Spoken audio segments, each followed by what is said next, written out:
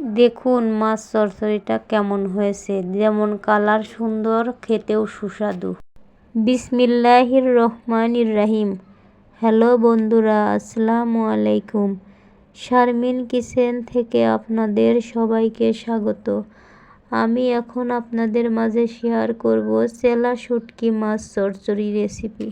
তবে মূল উপকরণটি দেখা যাক। এখানে চেলা শুটকি মাছ গরম পানি দিয়ে ধুয়ে নিয়েছি, পেঁয়াজ মরিচ কেটে নিয়েছি, পটল কেটে নিয়েছি, আলু কেটে নিয়েছি। পটল আলু দিয়ে মাছটা আমি চচ্চড়ি করব। পটল আলু দিয়ে খুবই সুন্দর হয়। তবে চলুন রেসিপিটি করা যাক। এখানে কড়াইয়ে তেল দিয়ে দিচ্ছি চুলায়। ধুয়ে রাখা মাছটা ভেজে নেব সুন্দর করে। যেহেতু এই মাছটা তো আমাদের করা না, মানুষ করেছে, কিভাবে করেছে, ধুলা ময়লার ভিতর ছিল, এই জন্যে গরম পানি দিয়ে ধুয়ে নিয়েছি। তবে এই মাছটা ধোয়ার সময় অনেক ময়লা বের হয়, এই জন্য যতক্ষণ ময়লা বের হবে ততক্ষণ ধুতে হবে। কারণ নিজে হাতে শুটকি মাছ করার মজাই আলাদা এবং সেটা সুন্দর হয়। আমি অনেক শুটকি মাছ নিজে হাতে করেছি। এখানে মাছটা ভাজা হয়ে গেছে, দেখুন কালারটা সুন্দর হয়েছে। এখন কড়াইয়ে তেল আবার দিয়ে দেব। তেল দিয়ে দেওয়ার পর জিরা দিয়ে দেব। জিরাটা যখন ভাজা ভাজা হয়ে যাবে, পেঁয়াজ মরিচটা দিয়ে কষিয়ে নেব কিছুক্ষণ। লবণ হলুদ এগুলো দিয়ে কষিয়ে নেওয়ার পরে পটল আলুর তরকারিটা দিয়ে দেব। এইগুলো সুন্দর করে কষিয়ে নেব। কষানো হয়ে গেলে পটল আলুটা দিয়ে দেব। তবে বন্ধুরা, আমার ভিডিওটি ফুল ওয়াচ করে দেখবেন। যারা দেখবেন কেটে কেটে দেখবেন না। একটা ভিডিও করতে অনেক সময় লাগে, অনেক কষ্ট হয়। আমি যখন অন্যের ভিডিও দেখি ফুল ওয়াচ করে দেখি, কেটে কেটে দেখি না।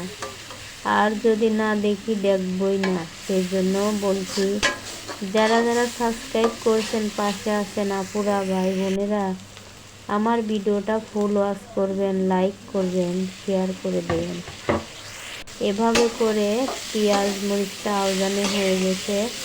এখন আলুটা দিয়ে দিলাম। আলু দেওয়ার পরে আবারও সুন্দর করে আওজা নিব। একে অপরকে সাপোর্ট করব এবং পাশে থাকব, তাহলে আমরা একদিন সফলতার মুখ দেখব। নিজে নিজে কখনো কোনো দিন সফল হওয়া যায় না।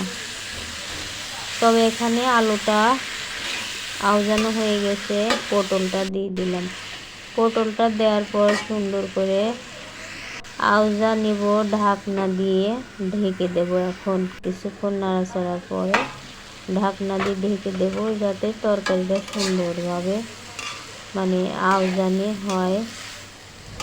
ঢাকনা দিয়ে ঢেকে দিয়েছিলাম, উঠিয়ে দেখাচ্ছি, দেখুন কীরকম হচ্ছে। একটু তরকারিটা আউড়ে গেছে। আবারও 5 মিনিট ঢাকনা দিয়ে রাখবো।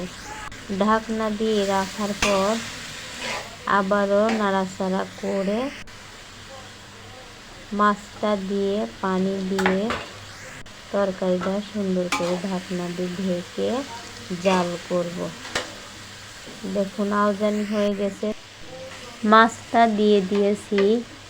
এখন নাড়াচাড়া করে পানি দিয়ে ঝোল করা পানি দিয়ে দেব। পানি দিয়ে দেওয়ার পরে আবারও ঢাকনা দিয়ে ঢেকে জাল করব।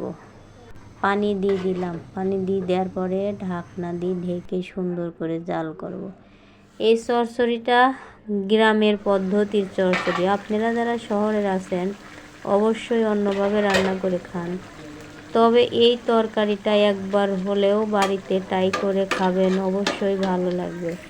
আমি এটা মাঝে মাঝেই করি, কারণ আমাদের ফ্যামিলির সবারই শুটকি মাছটা পছন্দ। এই জন্য আর তরকারি বেশি বেশি পছন্দ। আমার বাচ্চারা তরকারি বেশি খায়। এইভাবে শুটকি মাছটা চচ্চড়ি করলে তারা খেয়ে মজা পায়, কারণ তরকারি বেশি পছন্দ আমার বাচ্চাদের। এই জন্য আমি এইভাবেই এই শুটকি মাছটা বেশিরভাগ রান্না করি। তবে অন্য মাছ অন্যভাবে রান্না করা যায়। হয়ে গেছে দেখুন, একটা প্লেটে উঠিয়ে নিচ্ছি, আপনাদের দেখাবো কেমন হয়েছে।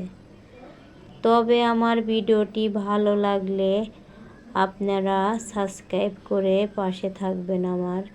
আর যারা